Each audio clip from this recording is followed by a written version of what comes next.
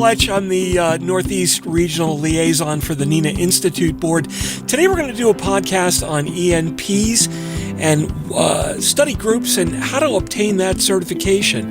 And joining me today is Louisa Lake, Tracy Eldridge, and the infamous Monica Million. Thank you very much, ladies. It's a pleasure to have you all here today with me. So let's do a little bit of introductions real quick. Who you are, what you do, and what your purpose in life is. We'll go around for anybody who doesn't know you. We'll start with Louisa. Hi, everybody. I am Louisa Lake. I am a public safety consultant with Mission Critical Partners. We are a consulting firm that works solely in public safety, justice, healthcare, critical communications infrastructure to help with the data integration, networks, cybersecurity services. And we have been running the ENP group now with this company since its inception in 2009. Wow. And I work primarily with public safety answering points on staffing and ENP certifications. I'm glad to be here today. Great. And Monica. Hi, I'm Monica Million. I've been in the business for not maybe as long as a couple of you, but about 22 years now. I currently am with a new employer. I went to the private sector last summer, AWS. I'm the 911 BDM, Business Development Manager. Prior to that, I was the state administrator for Colorado for 4.5 years. And prior to that, I was a manager of a center here in Western Colorado and formerly NENA president.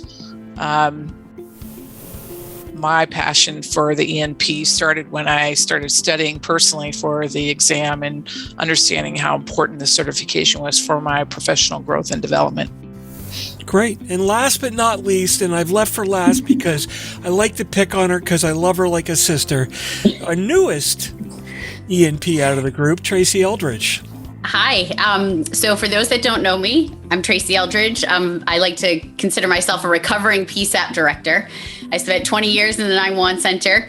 After leaving because of PTSD and mental health issues, I spent the last 4 years with Rapid SOS, being able to be a significant part of advancements with location technology. And the irony was I'm geographically challenged and I hate technology. So the fact that I went to work for them was ironic. But what I also realized is that there was a lot that I had to learn on the technology side. And I knew that the ENP route was the way to go. So I had been talking about it for a long time. And then last year I did what most intelligent people do. I quit my perfectly good paying job that I love to start my own company, On Scene First, where we provide training and consulting for 911 centers, a lot of people-driven leadership type classes, and I decided to start my own ENP study group. And here's my reason. Number one, Monica, your videos, those and Louisa's study group, the materials that were provided by far helped me pass my ENP certification. But what I also realized is I have ADHD and there are certain areas that I struggled in and I had to put excessive tools in place to be able to help with that. So I was hoping to be able to give back to that. So I started my own study group, and I know that I always refer folks to Louisa's group and Monica's videos in my session. So really excited to be here to talk about something that has become an extreme passion of mine. Well, we're excited to have all of you, or at least 2/3 of you, here today. I'll let you figure out how that sits. So let's start out with Louisa. Mission Critical is probably one of the best well-known, well-attended. You've got the name recognition out in the industry and in the ENP program. What's an ENP mean to you? What does that certification mean to you? I've been an ENP now since, I don't even know. Quite a while, 2009, I believe, 2008, 2009. And it really it shows your dedication to the industry, that you are a consummate professional with a comprehensive knowledge, and that you are willing to continue to put forth and give back to the industry as well as continue to be in the mainstream of what's going on. You're not just living in a bubble in your own little world. There's a recognition beyond your own center as to what's going on collectively across the country with 911. So, Monica, you moved to a major corporation. Was an ENP certification part of that, do you believe, when you were looking at that? I think it was. And I think it also, because the fact that I had the certification gave me a leg up against some of my competition, which we tout when we talk about how important those three little letters are behind your name, the certification in itself, and how it can really impact your professional development and where you want to go in this industry, because it really does indicate that you are a subject matter expert. So, yeah, I think it played a part. Tracy, you've been in this industry for a long time, but you're a brand new ENP. Did you see a marked difference in how people treated you in the industry and also out of the industry? I think so. Given what I've been doing so I got my certification at the beginning of 2021. One of the good things that happened in 2021. I was very excited to get that because I knew I was embarking on a new employment opportunity, and there have been some consulting roles that I have obtained, and I definitely think that having that certification played a significant role in getting those, because as Louisa said, you perfectly put it, it is showing folks that, number one, you're committed to the industry, but also because of the recertification process, it almost forces you to stay involved. And I know that a lot of folks will, go through programs, which are all amazing. Every program that is out there in the 911 profession to better yourself is amazing. But what I love about this one is it forces you to stay current. You guys are updating the body of knowledge. You're updating the exam to accommodate new things that are coming. There's been a few new laws. I don't know if you know about them, but Carey's Law and Ray Baum's Act, right? Those are new things that are really important to our industry, and to see the NIB very quickly incorporate those into the exam, I was thrilled to see that. And you had one less person nagging you about getting your ENP as well. Yes, true story. And I would agree that with Tracy also and Monica, a lot of the PSAPs these days for higher positions within a PSAP, manager and director, are looking for that ENP, or even supervisory staff, to be able to obtain your ENP within 6 months to a year after getting that promotion. So the industry in itself is recognizing it a lot more as well. I was just down, I had an interview with, I interviewed Steve Martini down at Metro Nashville, and I believe he's added language in that you don't necessarily have to have it, it's preferred, but he's got language in his employment definitions that say you have to be able to obtain and maintain that as a certification. Yes. So I think that's great language to put in there. I do too, and I think what you were just saying about what Steve's language is about maintaining the certification brings us all the way back to the point that Tracy was talking about. Even the recertification really requires you to stay immersed in the industry and what's new and happening in the trends, from technology to operations. And I think that's one of the things that makes this certification so critical and such a great tool for your professional growth and development. I have to say, it's probably one of the more respected certifications I would too. In the industry from an overall perspective. So getting your ENP, a lot of people think it's a daunting challenge. It's not an easy test by any means, but it's not difficult or it's not impossible, and it's really about studying, and that's what we're talking about today, is the great study group programs that are available. So Louisa, the Mission Critical program, again, has probably been out there the longest out of all the study groups. What do you think, what do you see as far as attendance and the value that you hear back from the people that attend that? We generally have about 100 plus people register for our study group that we conduct twice a year. So we have over 200 people that register. And it's not a competition between those of us that run study groups. This is a collaborative effort that it's to enhance our industry. So I don't want anyone to think that I'm competing with Tracy or Monica, what we have out there. We're really not.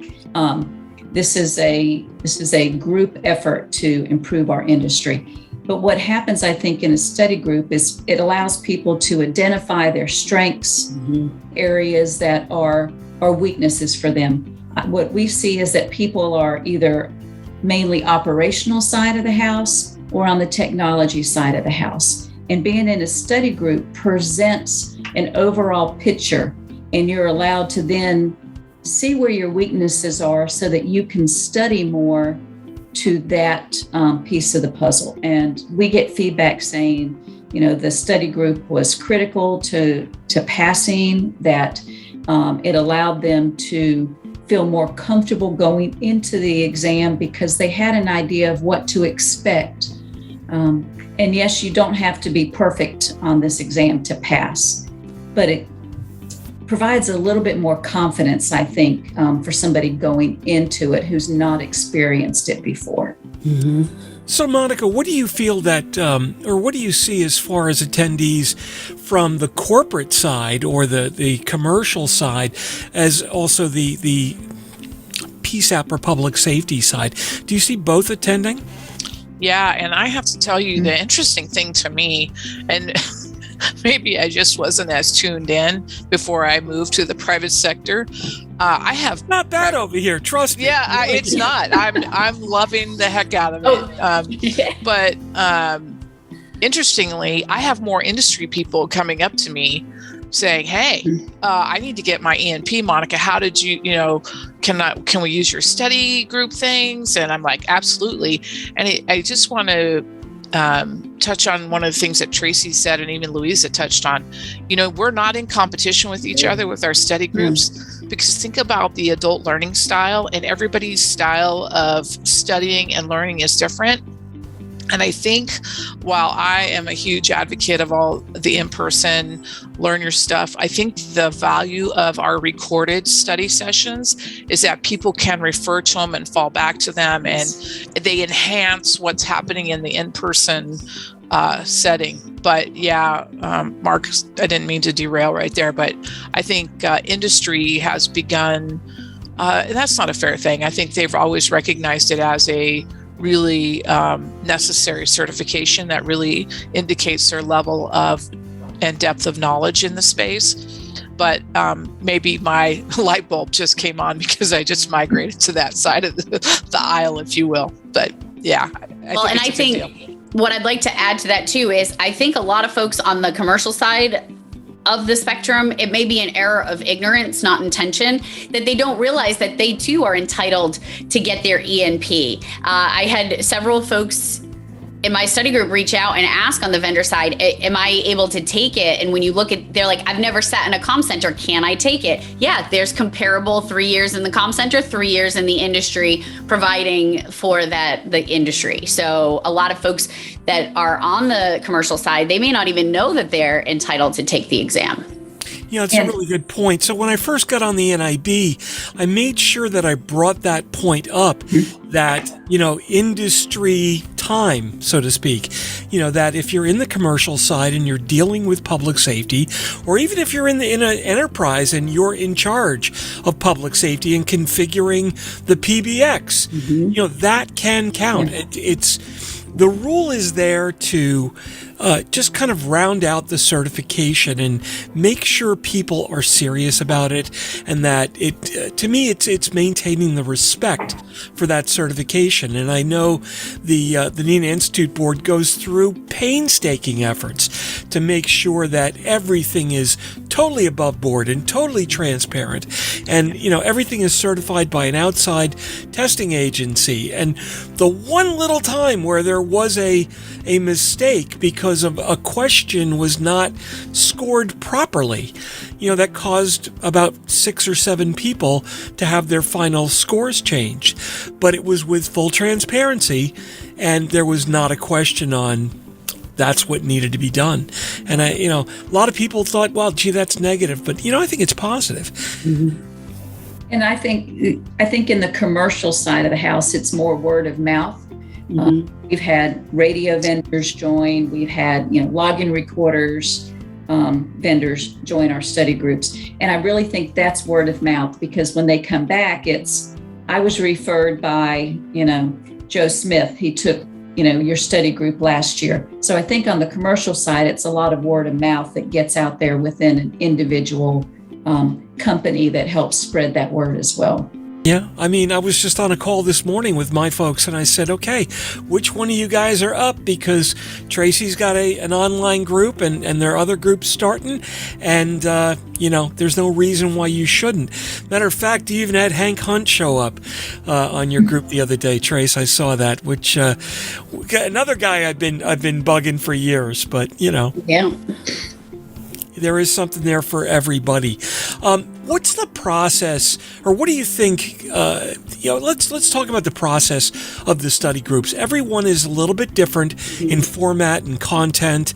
Louisa, you kind of told us a little bit about how your group runs and so forth. Monica, what about your group? Yeah, so several years ago at the state of Colorado, we wanted to make an investment in the professionals in our state and really encourage them getting the certification. And so we made the decision, it's been 6-7 years ago, to, start an in-person study session, and we just recorded them. We had what in today's standards would be rudimentary video camera on a tripod in the room while we gave lectures. They were broken into 15 one-hour sessions. Frankly, it worked really well. I know each year the state, we have people around the state who are doing in-person classes. And again, our video content is supplementing. We're in the process of updating our video content again, because as we all know, technology and things change, and we have to educate on the Ray Baum's Act and Kerry's Law and other legislation that's passed. And but I think for me, and I know you didn't ask this, Fletch, but I'm like, the outreach from people are like, oh, can we join your study group? I said, sure, but here's a link to all the videos. Oh, you mean we could have them? Yeah. I'm like, they're on the website. They're for anybody. Take them, do whatever you want with them. And I think the pride, and I continue to share it with folks at this in our state, of the people that have been so successful in passing their exam, and they're like, oh my gosh, your videos supplemented what I was learning, and it was awesome, and thank you. And you just get a real sense of pride for helping our peers just really evolve in their professional development. I think you didn't ask that, Fletch, but I went down that road. That's fine. It's funny because I still get emails every once in a while. Oh, I watched the MLTS videos that you did for the state of Colorado. And I'm like, oh my God, that's so old, but it's all still applicable. There's more stuff on top of that, but I do get people reaching out every once in a while, which is kind of funny. How about you, Trace? So as I mentioned, I got my ENP in February, and I launched my first summer of 2021 study group, and then again in the fall. I've committed to doing 2 a year as well, because I think it is beneficial. Always supporting the other folks, because again, we all learn different. I have to say I was a little blown away with the registration numbers for this one. I'm at just about 400 registered folks. Ooh. And I almost fell off. But as they're coming in, like this is crazy to me. And the thing that I'm seeing a lot of, which I'm really excited about, is it's not just directors. It's frontline telecommunicators. And that was really exciting for me, because that's showing the commitment as well. One of the things that I'll say that I copied maybe from Louisa's group is to make sure that the stuff is available to them after each session because I think that is really important. And I think that's what kind of drives those numbers, is because folks know that they can jump on when they can, when it's live. But we know what happens in 911 centers. If the squid hits the sand, that's it. They can't join. So the way that my study group is run, and they can join at any time, and I think that's the same for Louisa's group as well, is even if we're midway through, you can still join because all of the materials are going to be made available. Obviously, we ask that the materials not be used for personal gain. Don't sell our stuff, but we want it in your hands. We want you to be able to go back and look at something. I have to hear it and see it. That's how I learn. I have to have somebody explain it to me, and then I have to be able to go back and kind of write it out. And so there's a lot of things that I need to do. And after each session, my sessions are on Fridays at 1 p.m. Eastern. By Monday, I have them in a link, everything sent out to the folks so they all have it. I also use Google Groups, which is something new that I've done this time, where folks will get the email in their inbox, but they can go to the Google Group and everything is right there in one place. So they can kind of go back and say, oh, I need week 4, but I can't find it in my email. It's buried from 7 weeks ago. So using the Google Groups has been really beneficial.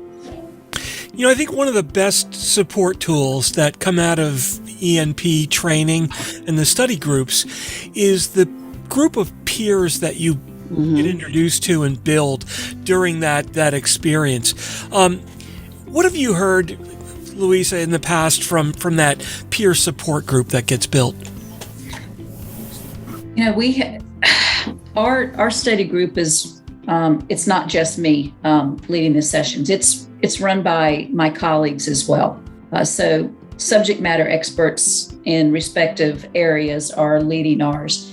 And the groups themselves that we have reach out quite frequently as they are beginning to prepare for the exams and have questions and ask that of my colleagues. But there's also a camaraderie within the groups themselves because email addresses are shared. They know who's there.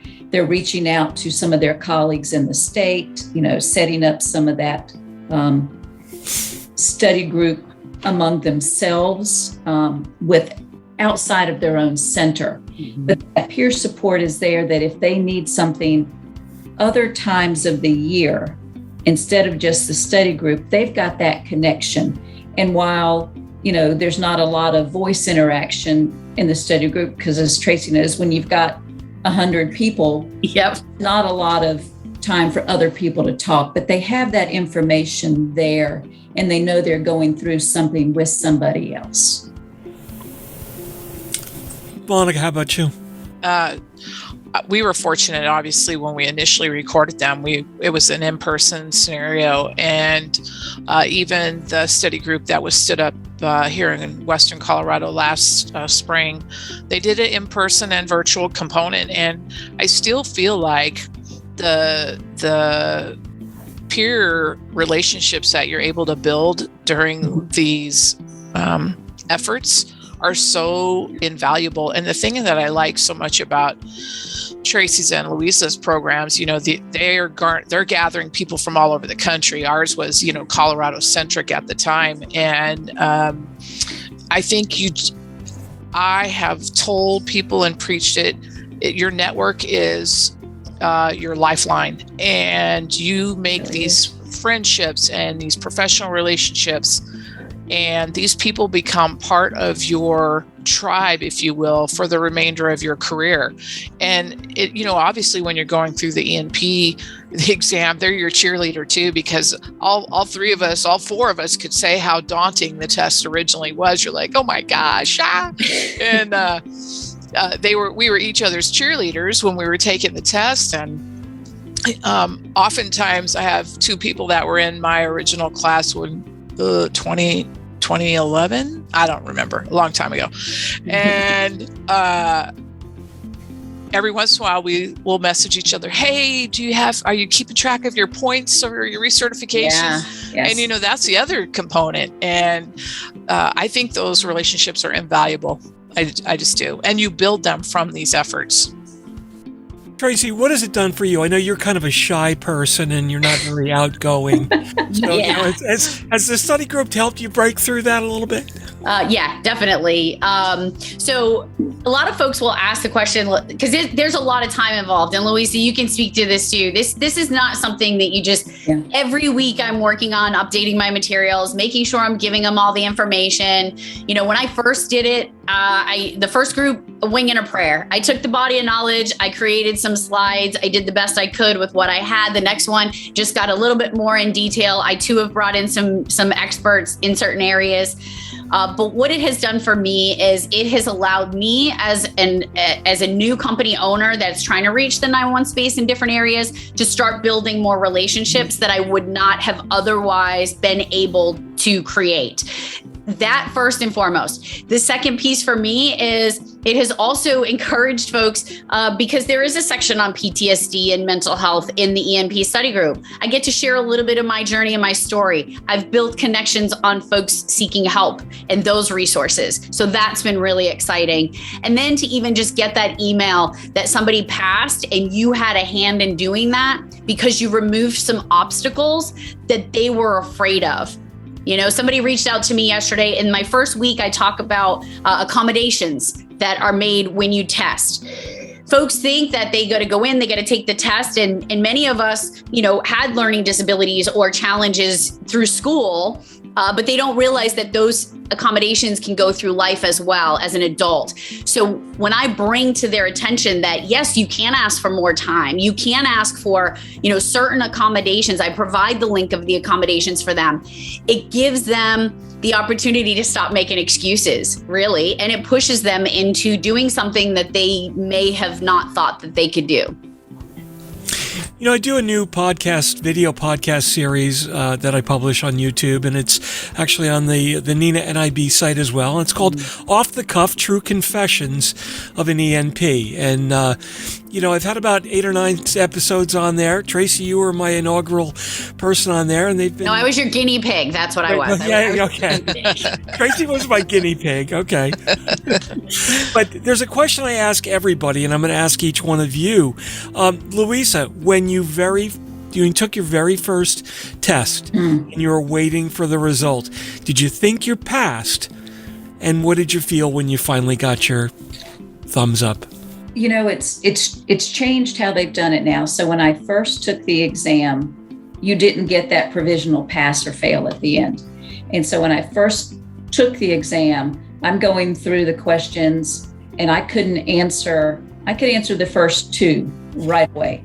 And then the next 15 or 20, it was like, oh no, I don't know the answer to this. What am I doing sitting here? And then as I went through the questions, I went, oh, this one helps answer this one farther back. And I was able to go back to it. But I walked out not feeling at all confident that I had passed that exam. And it was one of those, I had to wait 6 weeks to get the letter in the mail saying you passed. And it was such a relief. So I think the change that they have made where you get that provisional pass fail at the end is great because that alleviates some of that worry that people may have. But I'll also caution, just because you may tell you fail, as you mentioned before, Fletch, there have been times when some questions get thrown out and that may not be the true that you did not do well. But if people study and are prepared going in, should always see that provisional pass at the end. But it was a relief for me. How about you, Monica? I have to tell you, I was so intimidated by the exam initially. I worked with a gentleman for several years in our center. I think he's actually working for an air ambulance company now in Pennsylvania. And he would bring in these 3-inch binders with all of the study material. And this is back in the early 2000s. And I'm like, John, what are you doing? And he's like, I'm studying for my ENP. And I'm like, what's that? And I'm like, I'm looking at all this material and I'm like, there's no way I'm going to learn all that. And finally, when I started studying for it, just prior to becoming the manager at my center, I was like, oh my gosh, there's no way. I know the operation side is the technology pieces that were kicking my butt. And I would sit down, and I sat with a person in our agency who was the IT guy. I'm like, okay, tell me this, and this again. I had flashcards. I had everything. I went to the test center. I was like, oh my, okay, I just got to do it. Just got to do it. I signed up. I took the test. And unlike Louisa, I was part of that whole provisional pass fail. I'm sitting there and I'm in the room, and you guys know in test centers, it's all very, very appropriate, quiet, and I went, wah! And I went, oh crap, I can't be that loud. I went out in the hallway, and I'm doing the happy dance, and I was like, oh my gosh, I can't believe I passed. Just for the record now, what was your response again? Like Tracy, I too am bashful. But yeah, it was, I think all testing is intimidating to people, right? Nobody likes their knowledge and skill levels necessarily tested. It's uncomfortable. It makes us a little anxious. But who did I have? But man, the pride I felt afterwards. Oh yeah, I was like, and then finally after that, I was like, if I could do it, anybody can do it. Come on. Same. I mean, let's just be honest. Yeah. So how about you, Trace? You took it virtually online, I think, right? I did, yeah. And that's another thing that I thought was important in the study group is to explain that to folks, just the little nuggets of when you take the test, make sure if you're taking it virtually, which we're allowed to do now, make sure there's nothing around you. I was in a cast, and they literally made me take my camera and look in my cast to make sure that I didn't have stuff in there. I too was able to get that, almost instant response. And it was a huge sigh of relief, and I think back to what Monica just said about the books and all that stuff and how you're going to learn the information. When I literally, one of my slides is a cartoon, and it's a road, and it has the ECRF. It's like a little person with a stop sign for the border route, all the things. And they're just little pictures because I want somebody to be sitting there going, okay, well, that's the little guy with the stop sign, and whatever it is that they need to be able to remember those pieces of information. But I will tell you, as far as that preliminary thing goes, I do caution folks that while yes, it seems pretty accurate. I've known 2 people that have gotten the fail. They were pretty disappointed, so they immediately signed up for my next study group, but then they withdrew because when they got their results, they actually passed. Yeah. So if I can give folks one piece of information, don't put so much weight in seeing that you didn't pass. That totally could change. So put more weight into when you actually receive the official notification. But it was epic. It was a huge accomplishment for me because they knew the technology piece was going to be a challenge. I knew I learned a lot with Rapid SOS, but I also knew that was my weakness. And I went in with the mindset is, if I don't pass, I'm going to know where I need to put more effort because they're going to let you know.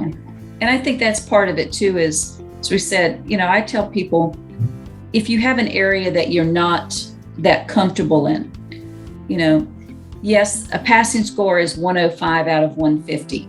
Yeah. You can miss 45 questions. You really don't want to. But if there's an area that you're struggling in, like legislation, for example, you can miss every question in legislation and still pass the exam. Yeah. So I like to remind people that, you don't have to score 150. The higher you score, the more comfortable and the more knowledge you have. But we're all not going to have the same knowledge and be able to take everything in and remember every little piece of the puzzle. Because I'm sure, as with Tracy's group and Monica's, there's the assumption that you do have some background knowledge coming into this. You just can't pick up the book of knowledge and the study guide and read it and pass the exam. Right. You have to have some of that background because the earlier study guides have had information removed from them. But that information could still show up on the exam. There's a pool of 900 to 1,000 questions that get chosen randomly. And people ask, and they may ask Tracy and Monica also, we don't know the questions that are going to be on the exam leading the study group. We have no idea. We're coming in blind, helping you study. It's not like we have any advanced knowledge of, hey, we're going to talk about Carey's Law in 3 questions and Ray Baum's Act and ECRFs and ESI nets. We have no clue.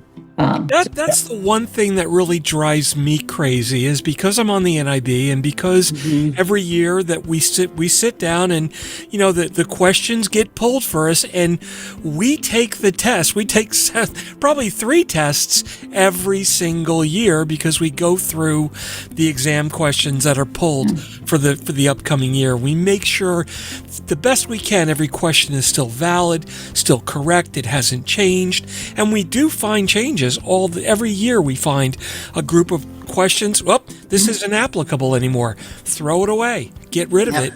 Replace it with new content in there. But because I do know the answers to the questions, I'm not allowed to teach. I'm not allowed to instruct. I had to get blessing just to have this podcast. But that's, again, it's the transparency of the process. And I think that's really the important side of it. For me, the very first time I took my test, I was also part of the group that got the immediate pass-fail, but then, had to wait for the official notice. I finished my test and I literally had no clue on how I did. And I knew there was a slew of questions I didn't have the answers to. And when that green screen came up and said you passed, I was like, oh my God, it was the biggest relief I felt in my entire life. And it was like, you were so proud, right? I mean, Monica, you said that. It's like you just want to shout it from the rooftops. I'm an ENP, baby. And the next, 4 years later, when it came to recertify, I didn't have the points, or I was really close on it. And there was new next-gen content coming out. I said, well, I'm going to go sit for the test exam again. And, again, even though it was the second time, I go through and I'm like, oh my God, I have no idea if I passed or not. And I got to experience that again. Yeah, baby, I'm an ENP still. So it's really a great thing. And it's almost good for the industry in building that confidence in employees. It's not the purpose of it, but it certainly has that effect on people. And the maintaining it, I think everybody has touched on it. It's really important to keep up with that as you go along. It's difficult to come back 4 years later and say, okay, now what did I do 3 years ago to keep my points up? And being on the private side and no longer in a PSAP, it's a lot more difficult to maintain those points unless you're going to conferences or doing study groups. Keeping those points up is much easier if you're in a PSAP because you have so many more opportunities than you do on the private side of the house. But I would not want to take the exam again. And it could have been my testing center. Maybe they knew and weren't able to get the results then, because I feel like you guys have had your EMPs a lot longer than I have. But definitely keeping up with when you do something and knowing ahead of time, write it down and keep up with it. Yeah. NENA's webinars that they do. It's not showing up good because I have my background blurred. Sorry, Louisa. But NENA's webinars that they're offering that are free, it's not a lot of time out, but those are great resources to begin to build those points. Yep. And as soon as one of the things that I recommend in one of the later sessions, like when it gets close to them going to test, I'll kind of go over the recertification process. And I encourage them to fill out like a spreadsheet and have all of the categories. And as soon as you complete that, go back and put it there for that purpose. The other thing I definitely wanted to make sure that I touched on is the use of outside tools. when I first started, I started studying maybe 3 years ago, but then started working with Rapid SOS, and we just got super busy, and I wasn't able to devote the time.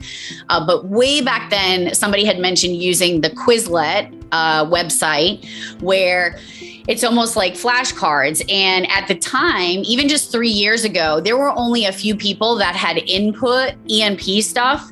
And even those were beneficial. But what I can tell you now is the more we talk about Quizlet, the more folks are building out flashcard sets. It's basically a flashcard. I had that app on my phone. If I'm in the doctor's office, waiting in line at the grocery store, I'm answering the questions. And the best part about it is it gives it to you in 3 different ways. It'll give you multiple choice. It'll give you a fill in the blanks. It'll give you a definition and you give the word. And then it will remove it once you actually know the definition. So it gives you an understanding of how the questions might be asked. One of my students, I provide, a sample practice exam from just questions all over the interweb.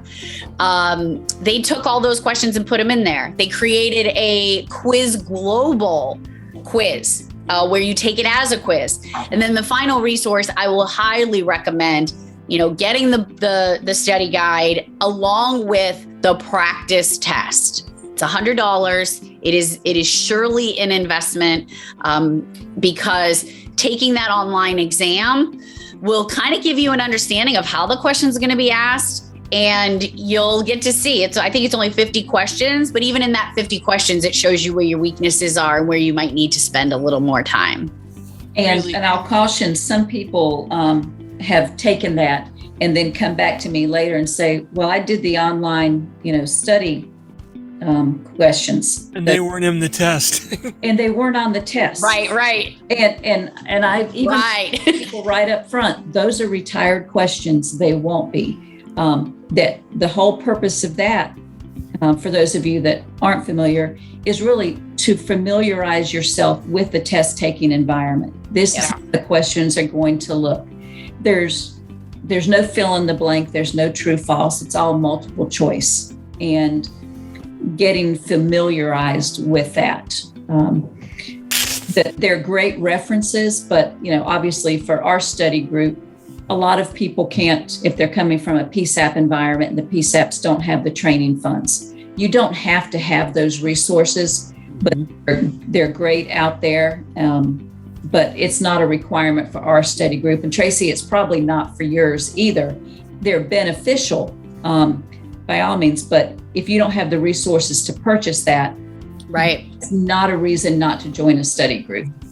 Make sure you get the study guide, because and then you can you, if you can't afford it, you just adopt a big brother who feels horribly bad for you because you quit your job and didn't have a paycheck, so he decides to buy you and send you the new study guide. Thanks, Mark. I will forever appreciate that. We all don't make good decisions every day. Well, and he didn't make a good decision because as soon as I got it, I sent him a list of stuff that needed to be changed. The biggest value in here, and I had a big part of this with a group of folks. We redid every single drawing in this book. And they're consistent and they're the same. They use the same terms. They use the same lines. That was a 6-month process to go through everything with a bunch of different people. And, again, dedicated people to the industry. To the industry. Yeah. And I know you didn't touch on this too much, or you did a little bit, Mark, but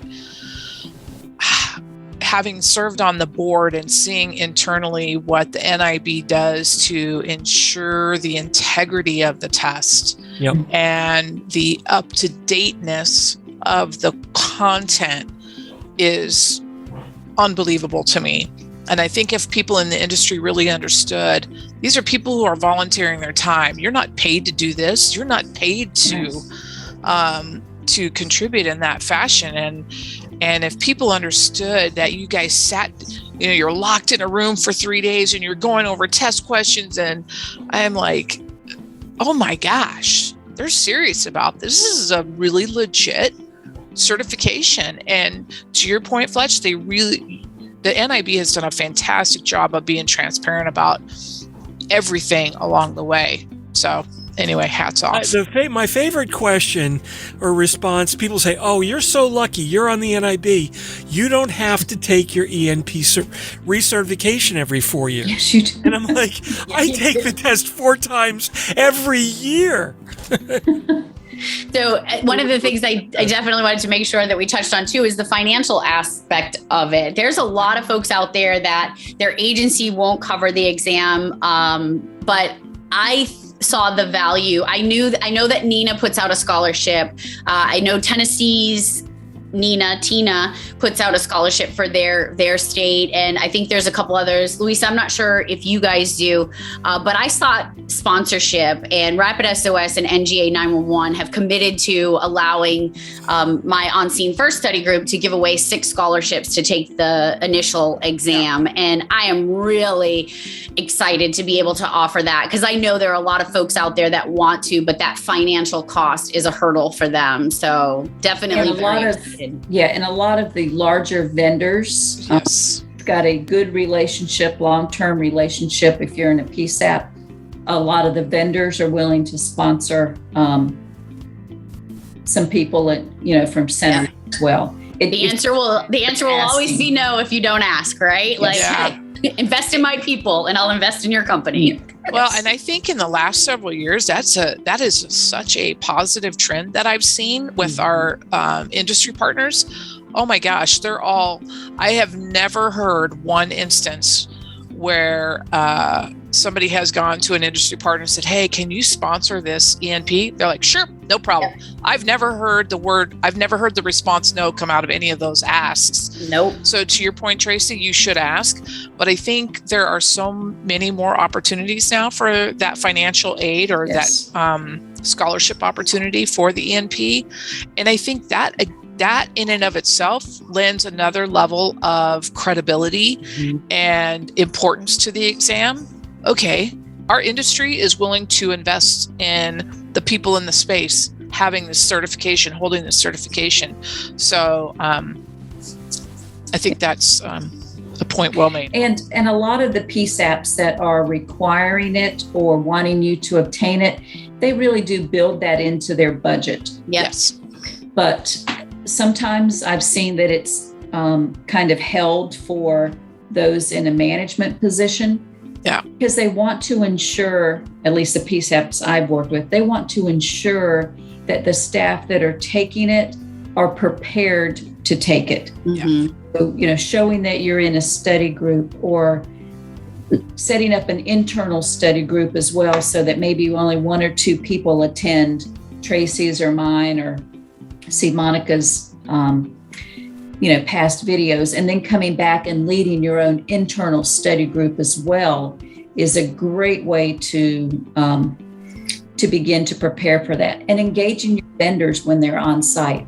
If you're not familiar with telephony and you need to know how it works, grab one of your vendors when they're on site and say, "Hey, can you walk me through this? Can you tell me what is the process?" Because those guys, they know it better than a lot of us sitting in chairs, because they do it all day long. Yep. They love to talk about it. So I had one center director that I did an off-the-cuff podcast with. He said, I grabbed my AT&T guy, says, "Come on, we're going to the central office. I want to see this stuff." And you know what? It made things click for him. So, it's all part of the learning experience. So, listen, I want to thank each and every one of you for what you do every single day, what you've done over your past career. It's really, really important. As a frequent flyer of 911 recently, I appreciate everything everybody's been doing, and it means a lot to me right here. So thanks for joining me today. This was probably one of my favorite video casts. Louisa Lake, final words from you? No, I encourage everybody out there to, if you don't have your ENP or considering it, join a study group. You don't have to take the exam the first time you join. I've got lots of repeat people, and I'm sure Tracy does too, that take a study group until you feel comfortable. And our thanks, you thanked us, Fletch, but it's the people that are out there sitting in the seats every day, answering those calls and serving our citizens that really deserve the thanks. So thank you to my colleagues as well. No problem. Monica, again, Colorado group, one of the popular ones that's had resources for a while. Final words from you. Don't be afraid. The best thing you can do for yourself is to continually learn. To Louisa's point, join a study group. But don't be afraid. There's resources, there's cheerleaders. I'll be your cheerleader. It's really important to invest this time and effort in yourself and in the industry. Don't be afraid. Yep. Tracy, maybe we can ask you to come out of your shell a little bit and some closing words from you as the new kid on the block. Yeah. So I'm gonna follow in Gary Bell's footsteps, and I'm gonna put out a challenge to folks. So the reason why I finally, put my foot down and said that I'm going to do this is because Gary stood in front of me in North Carolina last year and said, I challenge you to take it. And I don't back down from a challenge. I kept making excuses. So I'm going to challenge folks to take it. And then I'm also going to challenge my corporate partners, my commercial partners, to reach out to some centers and offer folks the opportunity to take the exam. I don't think they realize that they can do that. And I know that gesture will go a long way. So that's what I want to say. So maybe, what I'm going to offer to everybody watching this webinar today is you can take any one of these 3 classes absolutely free. Yep. Yeah. That's my gift. Great gift, Fletch. You're dope. No problem. You're dope. Listen, thanks very much, everybody. Really appreciate all you do for the industry, all you do for everybody that's in the industry. It's really something special. So thanks very much for joining me today. Have a great one. Take care.